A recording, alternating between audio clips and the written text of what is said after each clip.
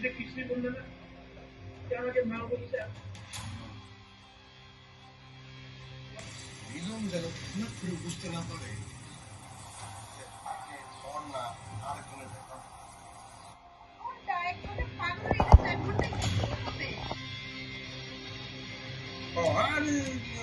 সালাম আলাইকুম, সালাম আলাইকুম, কেমন আছেন? কেমন আছেন ভাই? সবাই ভালো আছেন? সবাই